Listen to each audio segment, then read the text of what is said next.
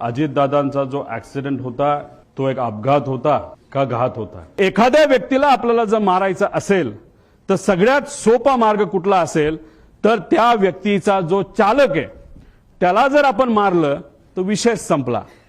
आता गाडीत असेल तर ड्रायव्हर, मोटरसायकलला असेल तर रायडर आणि विमानात असेल तर पायलट. तुम्ही पूर्वीच्या दादांचे व्हिडिओज तिथं बघितले असतील. त्या व्हिडिओजमध्ये दादा प्लास्टिकची बॉटल घेऊन तिथं काही गोष्टी करताना बघितलं असेल. पाणी पिताना प्लास्टिकच्या बॉटलमध्ये पाणी पिताना तुम्ही बघितलं असेल. आणि मग पण नजीकच्या काळामध्ये म्हणजे हे जे काय आहे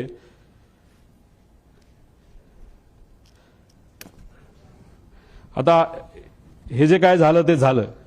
ही गोष्ट कदाचित दादांच्या मनामध्ये असावी की कधीही काही होऊ शकतं. त्यामुळे गेल्या काही महिन्यांमध्ये दादा प्लास्टिक बॉटलवरनं दादा अशा बॉटलमध्ये त्या ठिकाणी आले होते. का आले होते, कशामुळे आले होते, ह्याच्यात काय करू शकता येत नाही. म्हणून तुमचे नजीकच्या काळामधले काही महिन्यातले जर तुम्ही त्यांचे व्हिडिओज बघितले, मागे सिक्युरिटीचा अधिकारी असतो उभा, तो सुद्धा त्यांचा विश्वासू, त्याच्या हातामध्ये काचीची बाटली असते. काका मात्र आमचे त्या ठिकाणी गेलेले आहेत. त्यामुळे काकांच्या बाबतीत काय घडलं हे मला तरी माहिती पाहिजे.